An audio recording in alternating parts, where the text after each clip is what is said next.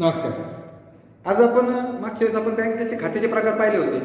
आता आपण simple interest काढण्याची जे काही फॉर्म्युलेज आहेत ते पाहणार आहोत. बघा, त्यासाठी लागणाऱ्या ज्या गोष्टी आहेत, प्रिन्सिपल म्हणजे मुद्दल, त्याला पी म्हणतो आपण. आता बँकेकडून व्याजाने घेतलेले पैसे किंवा बँकेत डिपॉझिट केलेले पैसे त्याला प्रिन्सिपल म्हणायचं. म्हणजे व्याजाने दिलेले किंवा व्याजाने घेतलेले रक्कम. रेट ऑफ इंटरेस्ट ती किती व्याजाचा दर आहे, 7%, 8%, 10%, 2%, 4%, त्याला व्याजाचा दर म्हणतात. हा 100 रुपयाला असतो. म्हणजे समजा 5% आहे तर याचा अर्थ बँक काय करते, 100 रुपयावर 5 रुपये अशा पद्धतीने आपल्याला वर्षाला किंवा 6 महिन्याला कसं असेल त्या पद्धतीने व्याज देते. इंटरेस्ट म्हणजे व्याज. टाइम म्हणजे मुदत, कालावधी म्हणतो आपण त्याला, बरोबर आहे का. आता नंबर ऑफ इयर्स म्हणून येतात त्याला कॅपिटल एन. अमाऊंट म्हणजे कॅपिटल ए आणि मग amount is equal to principal अधिक इंटरेस्ट म्हणजे A is equal to P plus I आणि simple interest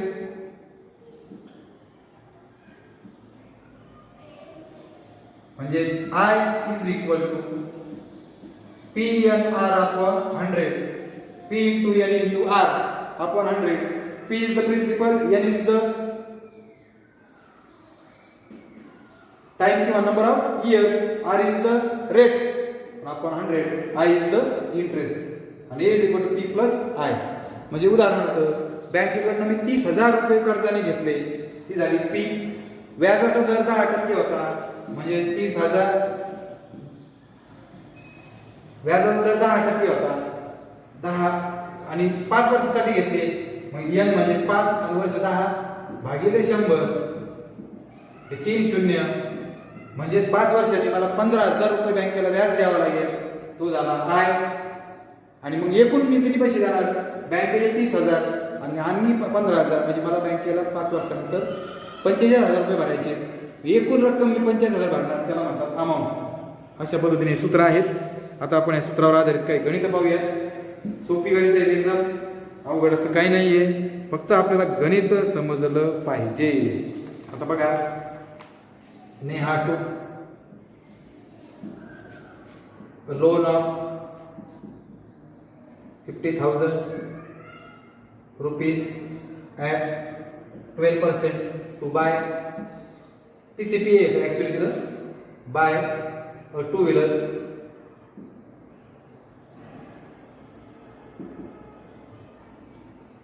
What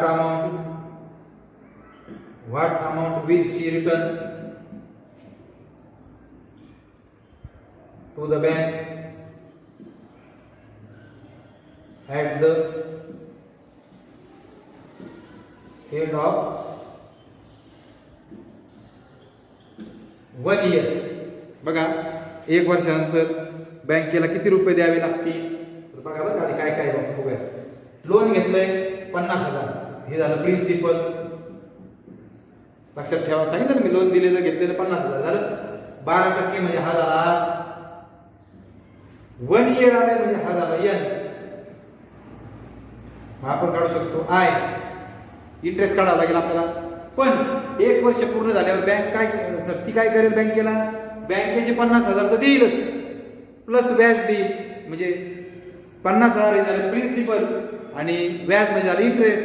P plus I ती माघारी देईल म्हणजे amount. So you have to find. Is that clear? What you have to find? कळलं काय काढायचं? आपल्याला बँकेला काय करावं लागेल, त्याचे 50,000 द्यावाच लागतील 1 वर्ष झाल्यावर. आणि आधी काय द्यावं लागेल, व्याज. 50,000 कोण आहे, प्रिन्सिपल, प्लस काय द्यावं लागेल, इंटरेस्ट. पी प्लस आय म्हणजे ए.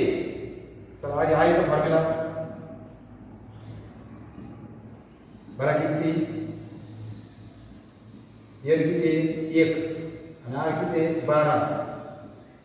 1 2 1 2 2 शून्य गेले, हे 2 शून्य असेल बरं का. 12 1 12 12 पंचे 60. इंटरेस्ट किती झाला 6,000. आता करायचं A is equal to P plus I. 50,000 आणि 6,000 56,000. तुम्ही काय देणार? She return to the bank at the end. She return 56,000 rupees to the bank at the end of 1 year. बरोबर आहे? किती सोपं गणित होतं बघा बरं, किती पटकन झालं एकदम. याच्यामध्ये अवघड असं काहीच नाहीये, व्हेरी सिंपल. आणखी एक गणित घेऊयात आपण, बघूयात. ह्या टाईपची गणित आधी आपण बघूयात आणि मग सॉल्युबल गणिताकडे जाऊयात.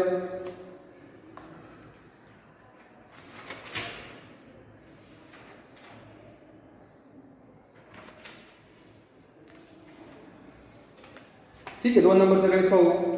आकाश deposited 25,000 rupees in a bank at the rate of 8 PCPA for 3 years.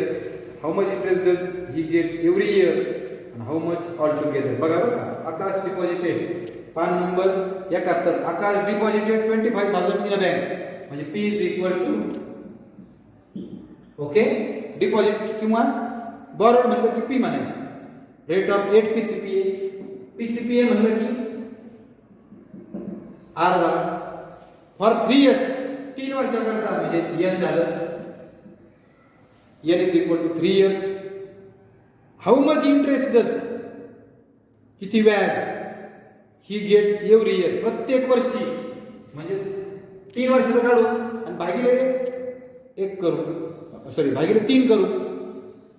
आधी 3 वर्षाचं काढू. How much all together, all together काढू, म्हणजे I is equal to PNR upon 100, 25,000. N बरोबर 3 आणि हा 8, 250 गुणिले 3 गुणिले 8,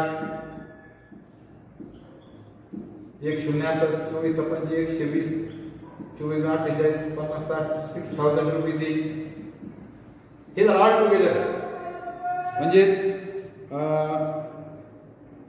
6,000 rupees interest he get in the 3 years, 3 वर्ष.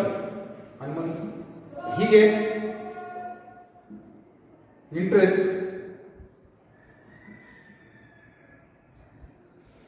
Every year is equal to, हे जे आहे याला 3 ने भागा, किती, हे लिहिताना व्यवस्थित आहे इंग्लिश बरं का. एव्हरी इयर ही गेट इंटरेस्ट 6,000 अपॉन 3. अशा पद्धतीने तुम्ही आधी 3चं काढा मग 1चं काढा, अशी सोडू शकता. यामध्ये पान नंबर 72 पानावर आणखी एक गणित बघा, आपण सोडवायचा प्रयत्न करूयात.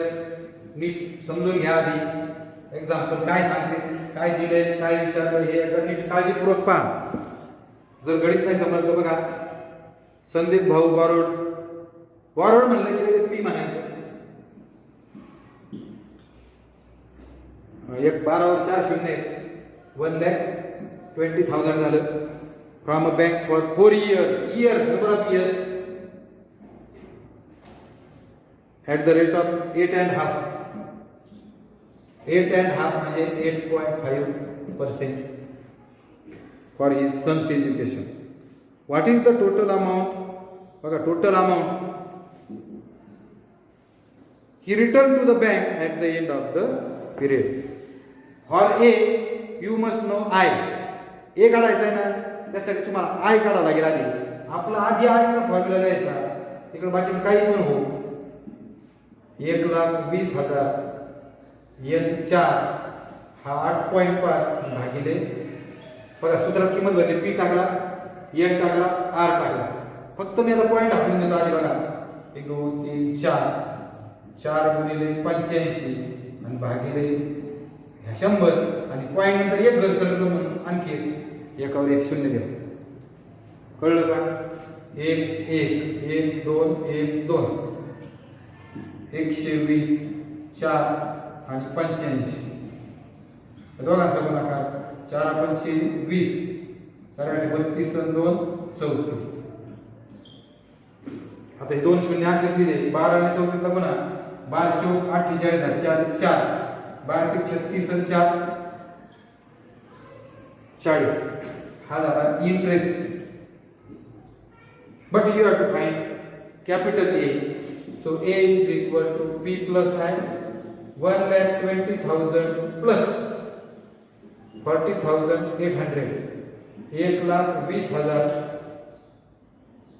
40,800, 0,0806.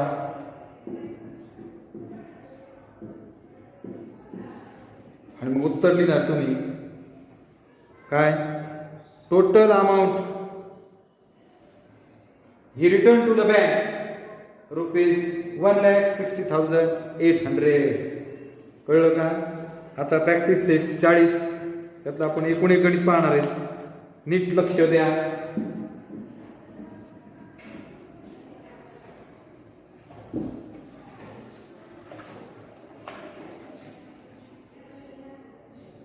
रिहाना डिपॉझिट डिपॉझिट म्हणलं की लगेच म्हणायचं P. In the school for 90 CPA, 2 years. N. What is the total amount she will get? You first find I. चला बघा, P ची किंमत 1500, N ची 2, R ची 9 भागिले 100, 2 शून्य कॅन्सल, 15 दुने 30 गुणिले 9 झालं. आलं काय? A is equal to P plus I. P किती आहे? 1500 अधिक 270. संपलं गणित. किती सोपी कॅल्क्युलेशन. समजतात का तुम्हाला? ही 0 0 कॅन्सल केलं, फक्त गुणाकार केला आणि A बरोबर P आणि काय? P ची किंमत आहे 1500, I मिळाला, दोघांची बेरीज करायची, संपलं. That is the answer. पूर्ण वेळ उत्तर लिहायचं फक्त. दुसरं पहा काय म्हणतात सर? Jethalal to housing loan. बघा, घेतलं, कर्ज घेतलं 2,50,000 from a bank. 10 PCPA. PCPA म्हटलं की R. 5 years म्हटलं की N. What is the yearly interest? प्रत्येक वर्षाचं व्याज ही मस्ट पे. मग सारखं. And the total amount he return to the bank. Total amount म्हणजे A काढावं लागेल आणि I पण काढावं लागेल. सो I बरोबर PNR/100. बघा, 2,50,000 गुणिले N किती? 5, R किती? 10 भागिले 100, 0 गेला, 0 गेला, किती शून्य राहिले? 3. 1 2 3 25 125. हे झालं 5 वर्षाचं. सॉरी, 5 वर्षाचं इंटरेस्ट झालं. 5 वर्षाचं इंटरेस्ट. तुम्हाला काय विचारलं त्यांनी? What is the yearly interest? Yearly interest is equal to, हे 5 वर्षाचं आहे, आपल्या एका वर्षाचं पाहिजे म्हणजे 5 दुने 10, 5 दुने 10, 5 5 25 आणि 30 शून्य. इयरली 25,000 इंटरेस्ट असेल. कळलं का? जे उत्तर आलं ते 5 वर्षाचं आलं. मला एका वर्षाचं विचारलं नाही म्हणून 5 ने भाग. आता अमाऊंट काढायची. A is equal to P plus I. हे किती? 2,50,000 आणि इंटरेस्ट किती आला? 1,25,000.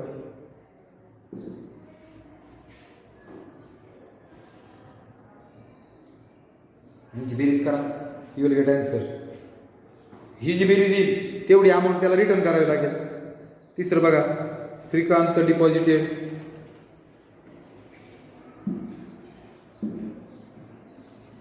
म्हणजे P किती आहे? डिपॉझिटेड 85,000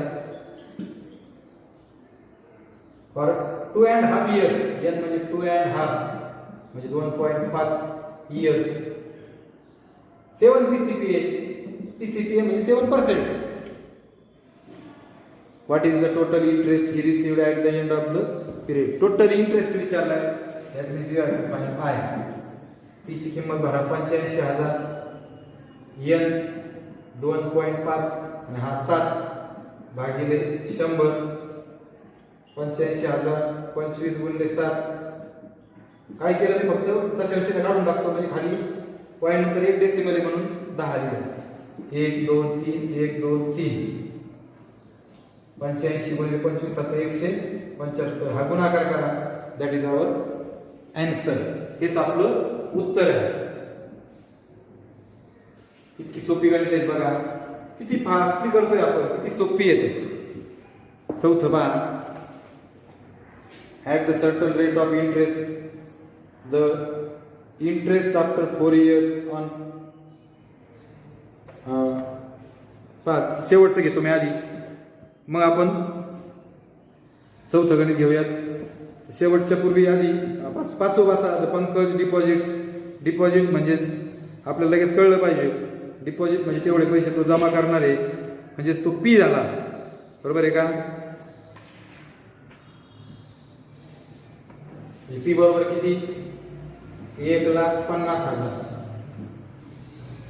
10 PCPA म्हणजे 10 आर. 2 years म्हणजे 2 years. What is the total amount he will get from a bank, म्हणजे एक काढायचं तुम्हाला. मग तुम्ही 1,50,000 N2 हा 10 3 शून्य असे राहतील. 15 गुणे 30. मग हे बरोबर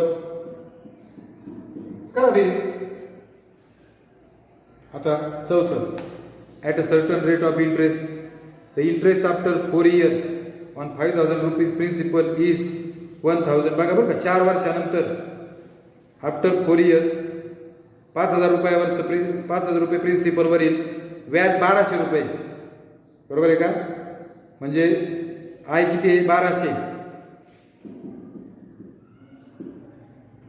पी किती आहे? 5,000. गोल्ड नीट वाचा. 5,000 रुपये. N4 आहे.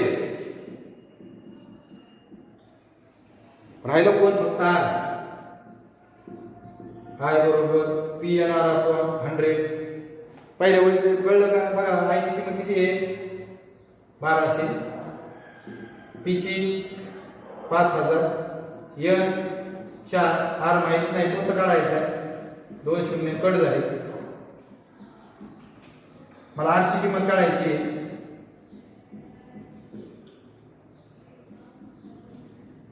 हे गुणिले भागिले होते,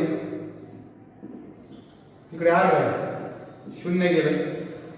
5 2 10 5 24 4 6 24. आर 6% येईल. फॉर सर्टन म्हटले म्हणजे इथं पहिल्या ओळीवरून मी आर काढला. परत पुन्हा पहा. आय दिलाय 1,200, इंटरेस्ट दिलाय, प्रिन्सिपल दिलाय, एन दिलाय. मी आय बरोबर पी येणार. आय ची किंमत टाकली, पी टाकला, एन टाकला, आर तसाच ठेवला. भागिले 100. 2 2 शून्य गेले. 54 आणि आर हे असंच. मला आर ची किंमत काढायची. दोघं भागिले झाले. भागाकार केल्यावर मला 6 उत्तर आर मिळाला.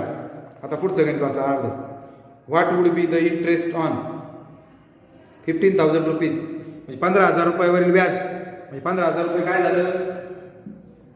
15,000 रुपये प्रिन्सिपल झालं. बर.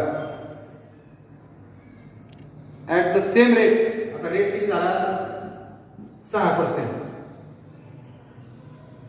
फॉर सेम पिरियड किती होता? 4 years.